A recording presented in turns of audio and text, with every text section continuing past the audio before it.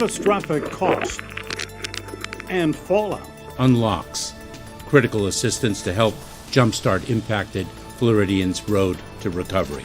Recovery underway, but real questions about what comes next. These are different, challenging times. A veteran congressman gets a challenger. Does your representative represent you? If not, you have a chance to replace it. Fight for State House and the balance of power there.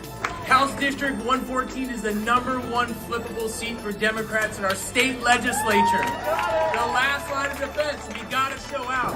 They're no longer illegals or undocumented. They're refugees.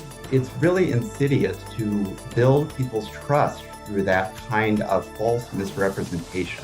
From the border to Florida court, the migrant flights get another challenge. The news and the newsmakers all live this week in South Florida. Good morning. I'm Michael Putney. Glad you could join us. I'm glad to be back.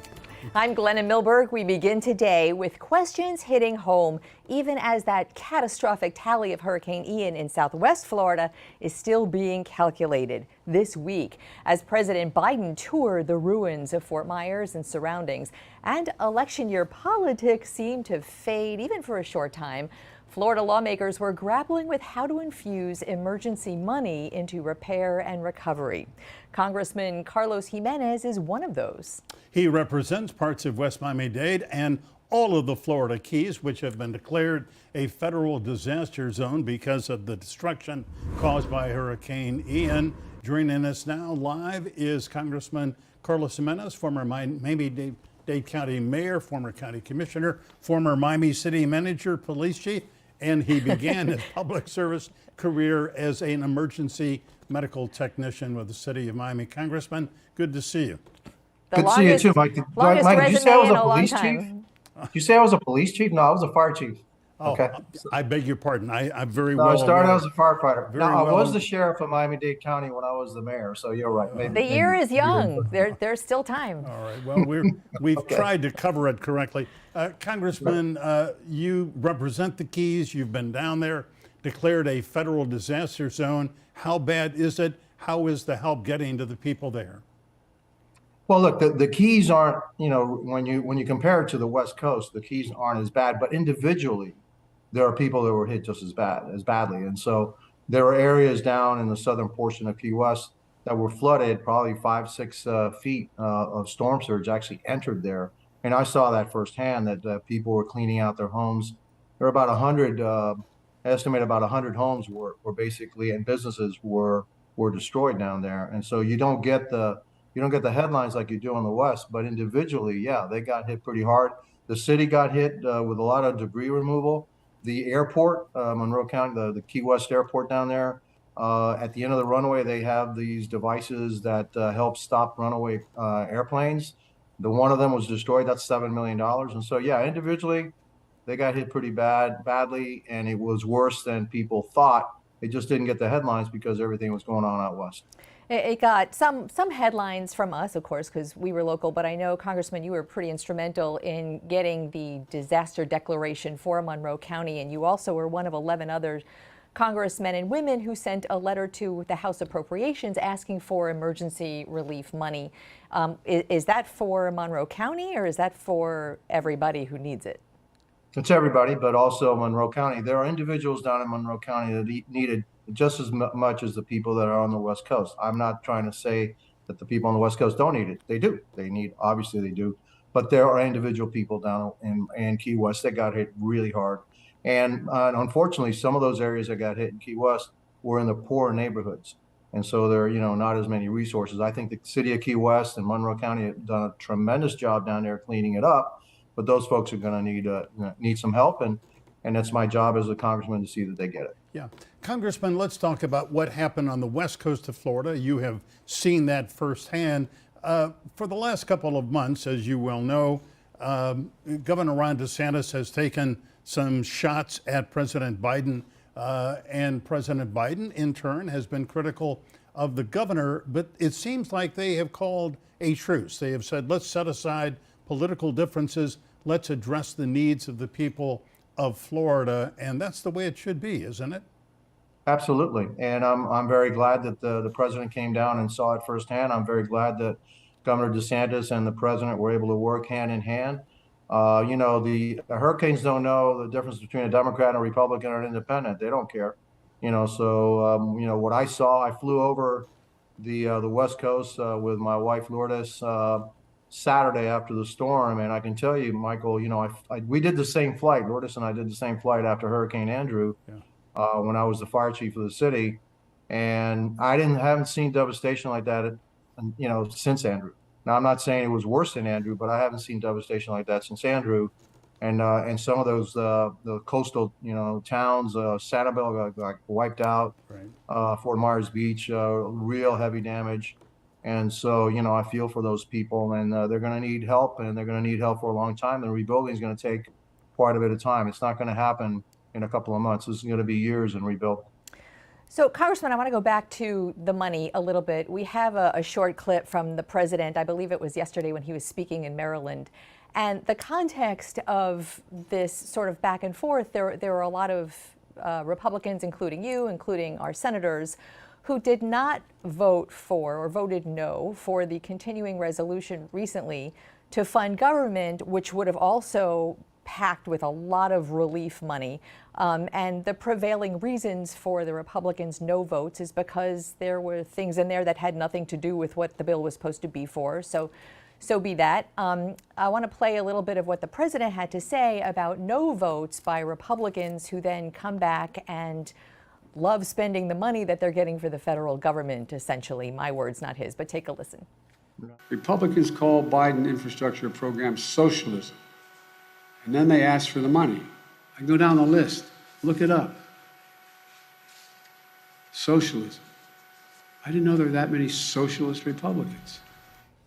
So socialism is a word that we've heard related to government spending, government money from a lot of the Republicans. Right. That was yesterday. The president was referring to last year's infrastructure bill, the $1 trillion infrastructure bill, relief money now in that pot. So how do you hear what the president just said? Yeah, it's demagoguery. And so, look, we did not support this massive spending by the federal government, $4 trillion additional. We have $31 trillion of debt that are going to be given to our children and our grandchildren. I'm against that. We told them from the get-go, you keep spending this money, we're going to have record high inflation. Well, we got 40-year high inflation. His policies on energy are driving the price of energy way up. He has to go grovel and ask the Venezuelan dictator to please pump more oil, and then go to Saudi Arabia, please pump more oil. Iran, hey, how about producing more oil? Well, hey, man, we can do it right here in America. Now, I voted against that continuing resolution. Let me tell you why. There's $14 billion of money there for emergency relief. That's $14 billion that I had already voted for before in the budget. They just wanted to have access to it now with no oversight. Okay, because we have such a limited amount of time, I understood, stipulated. The question is more about then you and the others thanking everyone for the money, taking credit for the projects that it's producing, and in the case of hurricane relief, going and asking for more, having already voted no. I guess that's the question is I'll be happy to answer that. I'll tell you what, because I voted no not to spend it, but if you're going to spend it, if it's going to be spent, you know what? Everybody's going to pay for it. So the people of Florida should get their fair share of what everybody's going to pay for. And so it's not like, well, hey, I'm going to vote against it and then give all the money to the blue states while all the people in the red states are paying for it. That's not fair. And that's it's kind of dumb also. Yeah. So I'm not going to do that. Yeah, if you passed it and you're going to spend it, then our folks need to get their fair share. Yeah. Congressman, before we run out of time, and we always appreciate you being with us on this program, as you know, the government of Cuba never asks for or accepts aid from the U.S. after natural disaster or anything that happens there that is catastrophic, but they've asked for help from Washington after Hurricane Ian basically wiped out the western third, Pinar del Rio, all kinds of problems down there in Cuba. Should the United States give Cuba help to recover? I mean, humanitarian aid. Look, the Cuban people. Obviously, I was born in Cuba, and so I feel for the Cuban people. But anything that helps the regime, no, I'm against. So if it's just money, no.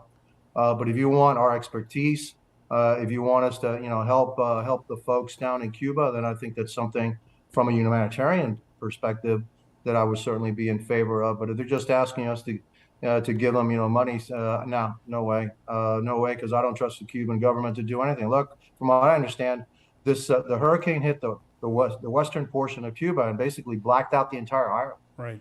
That means that their infrastructure is in tatters, and that was before the hurricane. That's the incompetence of this regime. We need regime change. But yes, if it's humanitarian, food, etc., absolutely. But if you want money, no, I don't think we should be giving it. Congressman Carlos Gimenez, always great to have you aboard. Always great to talk to you. Thanks so much. Thanks, Congressman. Thank you. All Appreciate right. it. Have a good one. And following Hurricane Ian, how to rebuild and what comes next? We are going to continue the conversation with Florida's former disaster chief, saw firsthand the damage on the west coast of Florida.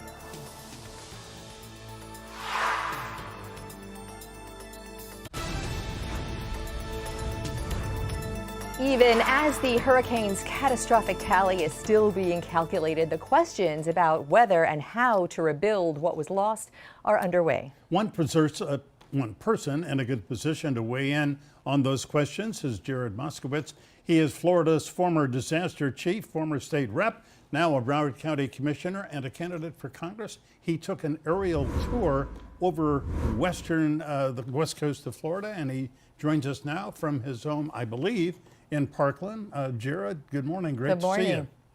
Good morning. How you doing? Well, we're well. Tell us about the aerial tour. I mean, you have experience in managing disasters.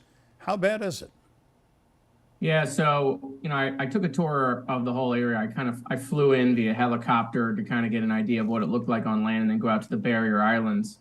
It reminds me very similar to what Mexico Beach looked like after Hurricane Michael, that Category 5 storm, except Mexico Beach was a small area of the Panhandle. This is, 100 times the size of Mexico Beach between, Pine Island and Fort Myers Beach and Sanibel. The devastation to the barrier islands, I got to imagine somewhere between 85 to 90% of those structures are either destroyed or so badly damaged they'll need to be demoed.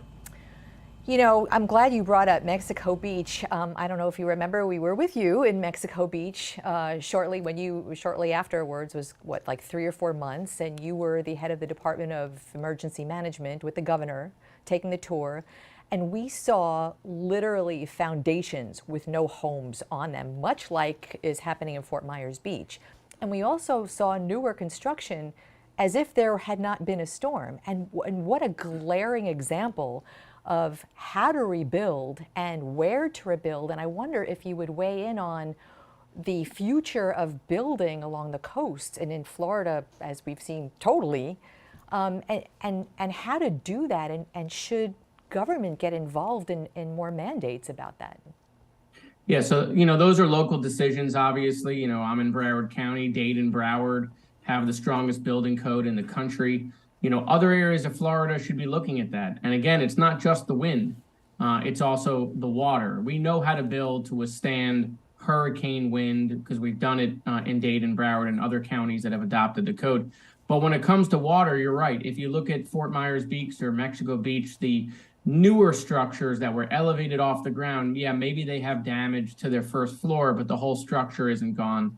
The stuff that is not elevated, it's the same picture in Fort Myers Beach and in Sanibel, where homes are washed off their foundations, they're in the street, they're in their neighbor's yard. So listen, there will be weather events that no matter what we do, there will be devastation, but we can build to withstand them so that we don't see the complete devastation we're seeing on some of these barrier islands. Yeah. Jared, obviously you are, we believe, the leading candidate. Polls tell us that, for Congress to succeed Ted Deutsch for the district that goes from Fort Lauderdale up into southern Palm Beach County. So here is kind of a predictable question. It's a heavily Democratic district, and some diehard Democrats say, yeah, well, he's a nice young man, he's been a good state rep, but he went to work for Ron DeSantis. who they detest. So what is your relationship with Governor DeSantis? I mean, you worked with him for nearly 4 years. What differences can you tell us about his political positions and yours? Well, look, the governor and I had different political positions when he offered me the job. The governor and I had different political positions when I did the job for 2.5 years. The governor and I still have different political positions.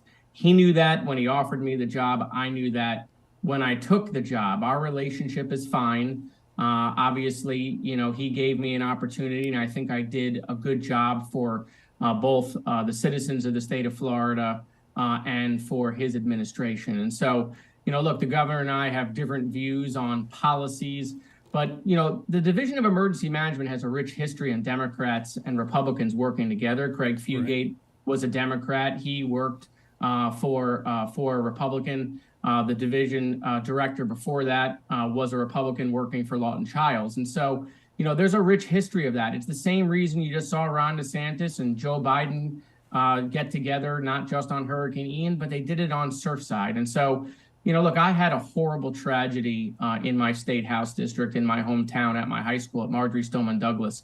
Government failed those families, multiple layers of government. And when the opportunity to help people in a nonpartisan way in their time of need, dealing with their disasters, I went back home, I talked to those families, and the idea of turning that down for partisan politics didn't seem like the right thing when, you know, they have empty rooms in their homes, they have empty chairs at the dinner table, you know, no high school graduation, no college graduation, no future. And so I just didn't think it was a time for partisan politics. I thought it was a time for public service. We see in disaster time that occurs regularly, to your point. I want to ask you about, again, going forward and the costs of the storm. The people who have flood insurance from the National Flood Pool, and I know so many people in South Florida who live along the coast have that, is financially pretty manageable. Expensive, but doable by all accounts, especially when you compare it to windstorm and what by all accounts is a collapsing windstorm insurance industry in this state. As a congressman, if and when you get to Congress, would there be on your plate some work toward a national disaster pool, which would include windstorm and things like wildfire damage and flood maybe, and spreading the hurt that way and making it more affordable? Yeah, I do think we need to establish a national catastrophic fund. I do think that we should establish in that fund some sort of insurance, some sort of pool to help out the insurance companies manage these disasters. I mean, at the end of the day, Florida, Texas, Louisiana, Alabama, Mississippi, you know, we deal with hurricanes. We're all in the Gulf of Mexico, which seems these hurricanes get into the Gulf of Mexico and they go through rapid intensification. We're dealing with Category 4, Category 5 storms more often. You have earthquakes and fires in California and Nevada. You had fires in Colorado. You have floods just recently in Kentucky. And so, you know, these events are nationwide, and there should be a nationwide program to help amortize the sort of damage that we deal with so that it isn't just up to state governments. I mean, my own insurance company dropped me and claimed that I had hurricane exposure. I guess they just found that out, by the way. Wow, I think we buried the lead here. That's a whole other segment we could do. Yeah, they just discovered I had hurricane exposure. I guess they didn't realize that they insured me when I lived in Florida previously. But the point is, the insurance market is broken. There is more the state can do, there's no doubt. But I do think there needs to be a national solution. Jared Moskowitz, always good to speak with you. We'll see what happens with your campaign for Congress on November 8th. Thanks very much. Thanks so much. Thanks, guys. Up next, flying Venezuelans to Martha's Vineyard may have broken a relatively new state law. And next, we're going to speak to State Senator Jason Pizzo, who is suing the state of Florida over those alleged violations.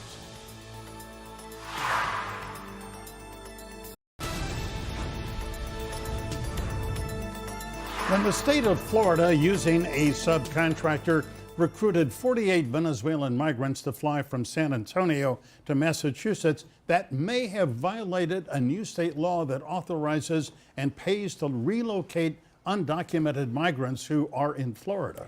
One more lawsuit asking for a halt to those flights may be getting its first hearing this week. State Senator Jason Pizzo filed it, but he filed it as a citizen and a taxpayer, not so much a senator, and he is right there live with us today. Senator Pizzo, great to have you aboard. Thanks for having me. We're good to see you. Thanks very much, Jason. Why did you file it as a citizen and a taxpayer instead of as a senator? And is your issue that it wasn't done properly or that it was done at all? Not that it wasn't done at all. Listen, there was a $109 billion plus budget that most of us voted for. I voted. Spent exclusively for unauthorized aliens from the state of Florida. And when news reports came out that 48 people were taken from the state of Texas, that went far afield from what was passed. I filed as a taxpayer, as a civilian taxpayer, really exercising my civic right. And the reason is the executive branch is meant to enforce the laws that the legislature passes. I am, coincidentally a member of the legislature. I was there when it was voted on. I read that section.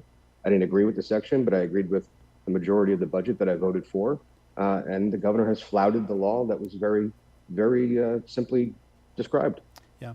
Jason, as you well know, a number of news organizations, the Miami Herald, the Orlando Sentinel, and others got public records regarding these Venezuelan migrants and this new law and published them this weekend. I think some of these revelations are pretty stunning. I want to put up on a screen what the regulation calls for, if we can see this on the screen. I guess we cannot. Well, no, we can. All right. It says the Department of Transportation manages a program to relocate out of the state of Florida foreign nationals who are not lawfully present in the United States. Now, as I understand it, this is sort of the heart of your lawsuit. Number one, the Venezuelans who were taken to Martha's Vineyard had applied for asylum. So they were they not, legally within the United States? So, Michael, it's an excellent point, and I can't see what you're referring to. I don't know if it came up, but obviously I have this stuff memorized. Very specifically, the General Appropriations Bill, which is law, called for only the removal of unauthorized aliens, number one, from the state of Florida. That's the second point. What I was very interested in seeing, and Senator Book, our leader in the caucus, had been asking for those program details since September 16th, 22 days past. They did a Friday late afternoon news dump. But what I was most interested in seeing is, in fact, that FDOT, the Florida Department of Transportation, which is tasked with promulgating this program, I wanted to make sure that nothing was lost in translation. Sure enough, we found out late Friday that they themselves, when drafting the scope of their authority, again, actually even more plainly says unauthorized aliens out of this state. And, if you're going into Texas to take 48 people, that means the governor is spending your tax dollars and my tax dollars not in conformity with the law. So the governor, because we have covered this since it happened in mid-September, so the governor's line, the governor's defense of what happened was, look, the borders are not secure. There are people who are coming to Florida. We want to circumvent that. I want to make very clear, I'm repeating what the governor has said because he's not here to do that. And so he's defending, protecting, in his words, Florida from unauthorized migration and the costs of that by doing this. And that said, the budget is there, the program is there, and there is a woman named Perla Huerta who is recruiting these people. We've had one of my colleagues travel to Tampa to find her. We have not. So my question to you is, the contractor who was hired to do this operation, Vertol, and its subcontractors being the flight operators, maybe Perla, does the governor and the state and the Department of Transportation have possibly a plausible deniability, and maybe it was not them who orchestrated this and made the decisions of how to do it, rather the contractor itself? Does that make sense? It does. And in fact, it's an excellent point. Had there only been one payment, had there only been sort of one transaction, one event, the flying of 48 Venezuelans who were put up in motel rooms, given food and even haircuts, if there was only that one event of the payment of $615,000 that we saw, then I would think there might be a lot of finger pointing saying that maybe the vendor went rogue and misinterpreted what the scope of the authority within the terms of the contract. However, after it was widely internationally reported that $615,000 was paid to transport 48 people from Texas, stopped in Crestview, one of the flights in one of the Carolinas, and so on and so forth.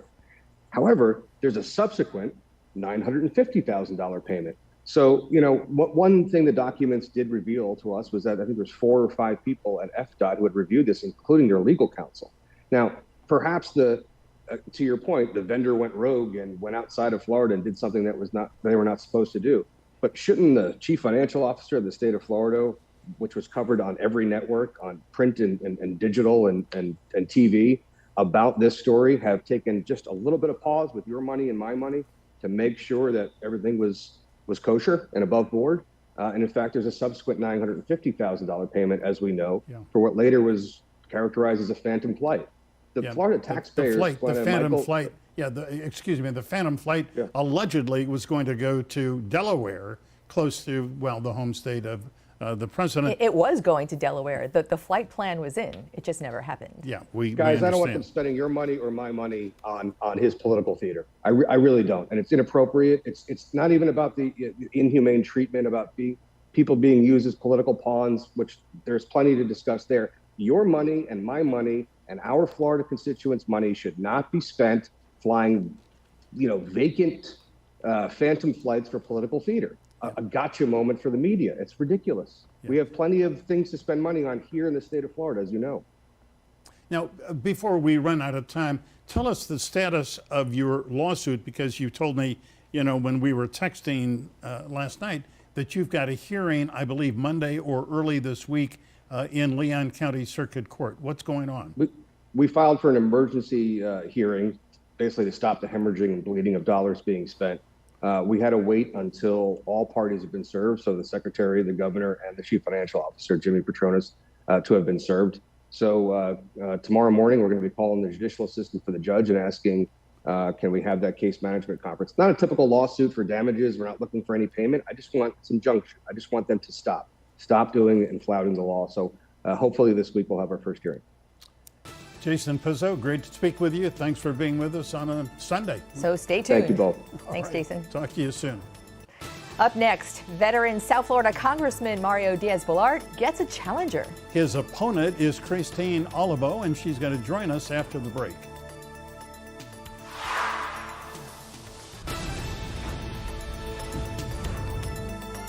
Redistricting has changed the shape of several South Florida congressional districts and also given them new numbers. What is now the 26th district has always generally stretched from Miami-Dade across the Everglades to the Southwest coast, and one congressman has represented it for 2 decades. That would be Republican Mario Diaz-Balart.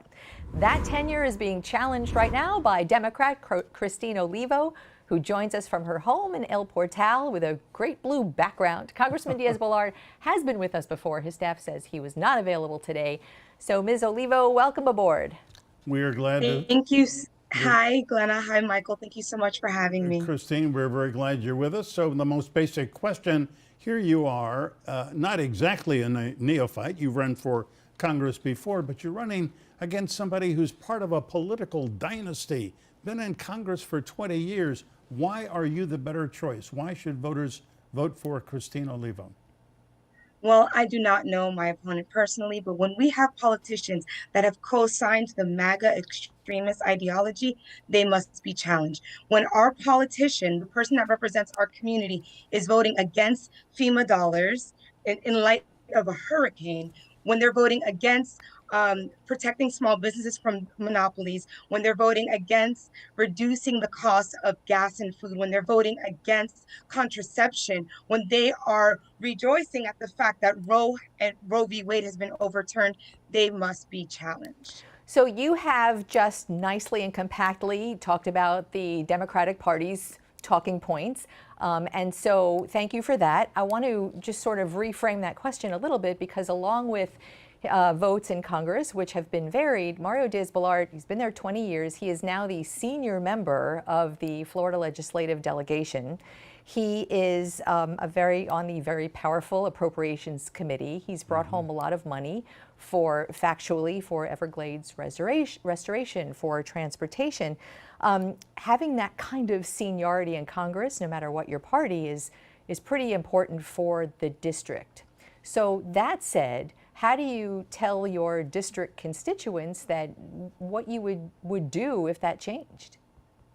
Well, our district is, and I'm an environmentalist, so our district is not just fighting for bringing money home for the Everglades and not just bringing money home for transportation, but we now represent Overtown. We now represent Allapattah, Immokalee. We have areas that need help for housing. We have areas that need help for education. We have areas that need help for mothers, for families, for wage increases. We need to understand that our district is so diverse, and being in office for 20 years, it should be a no-brainer, right, to support mass production of baby formula. But when we have someone that is voting no against baby formula, as a mother, I take personal offense to that. We need someone that can relate to the mother, to the educator, to the small business owner. We need someone that is going to present bills that will support our small business economy so that we can thrive as a community. Yeah, we're going to have to do a fact check on voting against baby formula. I'm not aware that Mr. Diaz-Balart did, but we will find out. Christine, this district, nearly 800,000 people. There are a lot of Hispanic people who live in that district, and one reason why they frankly like Mr. Diaz-Balart is he is Cuban American.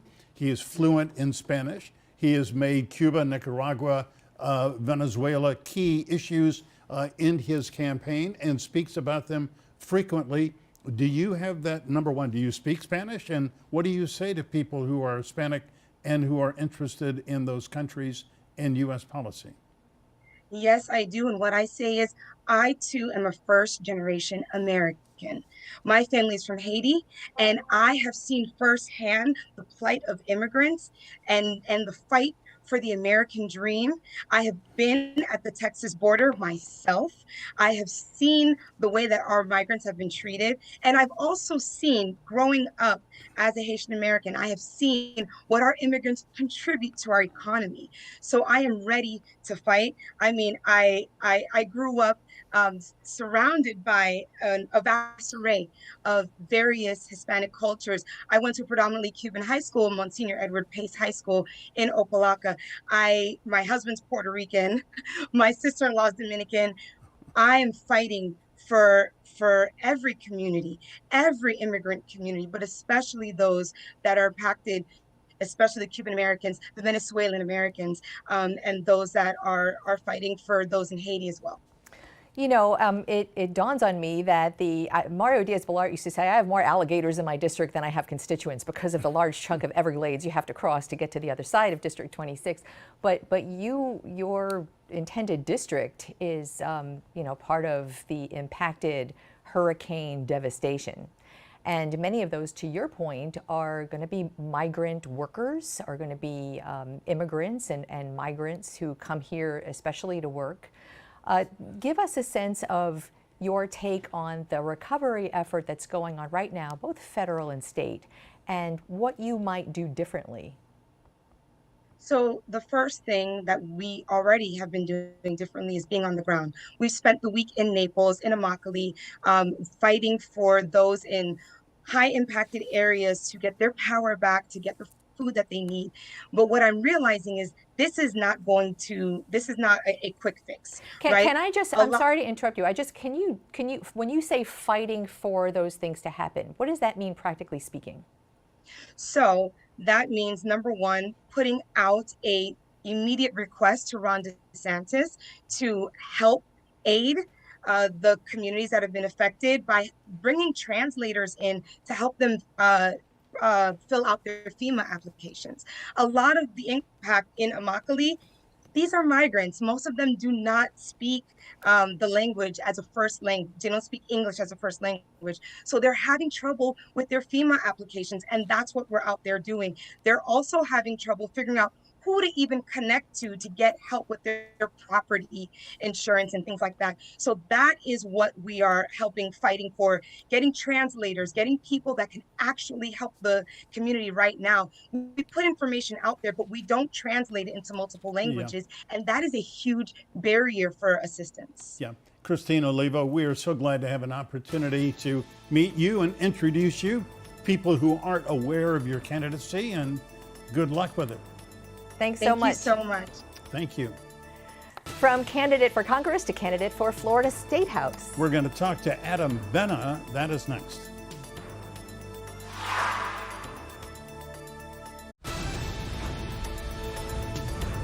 The Florida House of Representatives has 120 members, and the great majority of them are Republicans. And that math means Florida Republicans have the numbers to get the agenda they want, and one of them represents Miami-Dade District 114 right now. That's South Miami, parts of Coral Gables, and Coconut Grove as well. Democrat Adam Benna wants to change that calculation. He is a lawyer in the construction business and is challenging Republican Demi Busada Cabrera, who declined to be with us today. Adam Benna, welcome. We're glad that you are with us. Hello. Good morning. Thank you so much for having me. It's an honor to be here.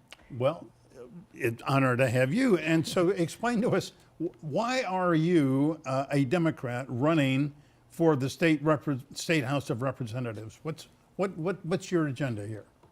Well, I'll make one thing very clear, because, you know, the Democrat and Republican talk right now, I know that's a hot button issue, but I'm going to work for every single person in our district and the state of Florida. So while I am a Democrat, I'm focused on the real issues. And the reason why I'm running is very simple. The last 2 years, what I've seen up in Tallahassee and on behalf of our district and our representative has been inaction and not focusing on the real issues. Well, what are the real issues that you think are not being addressed? Affordable housing. To gut the Sadowski Fund by 50% permanently is unacceptable. We're in an affordable housing crisis. The property insurance crisis that we're going through right now. Obviously, I'm praying and thinking about many across the state, many of my family and friends that have been affected by this hurricane. But our market is in complete disarray. They spent 3 days in a special session and gave a $2 billion bailout to insurance companies. They didn't do anything for the consumer. They actually took away the rights of the consumer to seek litigation through assignment of benefits. So those are the real issues. I'm not trying to over politicize or demonize different organizations or people. I just want to work. I'm committed to doing that. And, just seeing today that, my opponent didn't even show up to state her case to her constituency and to Miami-Dade folks is, it's really sad, but I'm here and I'm happy to answer any questions and talk about my campaign.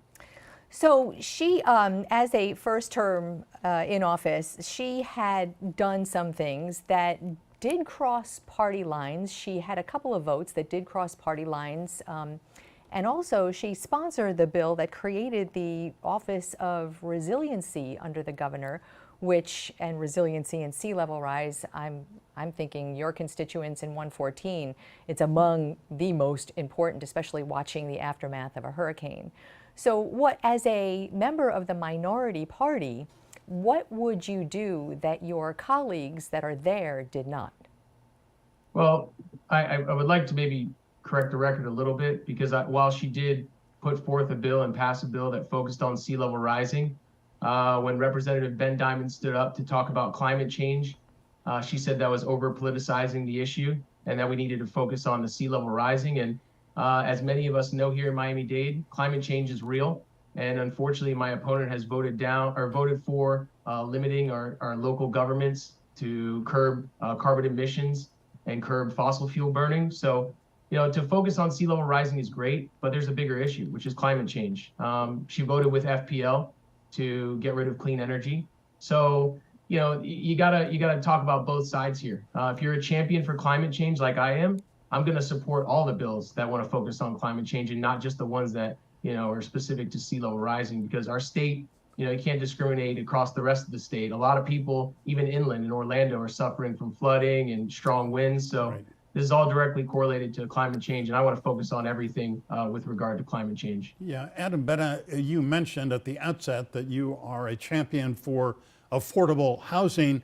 As you well know, the Sadowski Housing Trust Fund was set up over 20 years ago. Bill Sadowski was a great state representative back in the 80s, and it set up this fund which helps fund people who want to be home buyers for the first time. But the legislature regularly raids that fund, has taken hundreds of millions of dollars out of it for other purposes. What would you do to make sure that that trust fund operates the way it was intended to? Well, I think, and you're absolutely right. Historically, it's been rated for a very long time, and it's a real shame. Outside of just helping first-time homebuyers, though, it also is a rental assistance program as well. There's two buckets with the fund. So as you see here in Miami-Dade and across the state, many people that are hardworking folks are trying to rent a place to live, to put a roof over their family's head, or they want to be a first-time homebuyer like I was 2 years ago. So to take money permanently away, 50% of that permanently, and gut it, I think is a slap in the face of our constituents and the state of Florida, because right now we are in a crisis as far as affordable housing. And, you know, to work on getting more funding back to Sadowski would be one of the things I would love to do, but also working with our local governments as well to provide more workforce housing and rental assistance.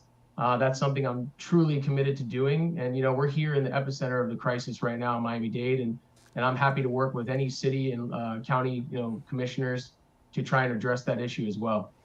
You know, Adam, in TV time, we often don't have as much time as we would like, case in point, but we do have 30 seconds because we understand you are a chicken wing connoisseur. So who's your favorite?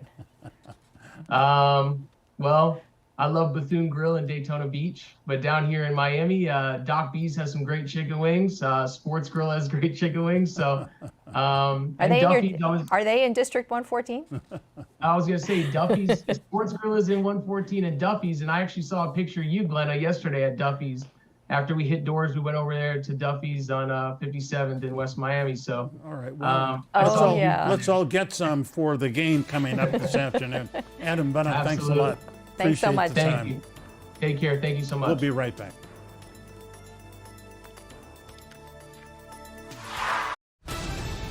To rewatch today's interviews or listen to the This Week in South Florida podcast, there it is. You scan the QR code with your phone and it takes you right to the This Week in South Florida section of local10.com. And we thank you, as always, for being with us here. And remember, we are online on local10.com 24/7. And remember, as always, stay informed, get involved. Have a great Sunday.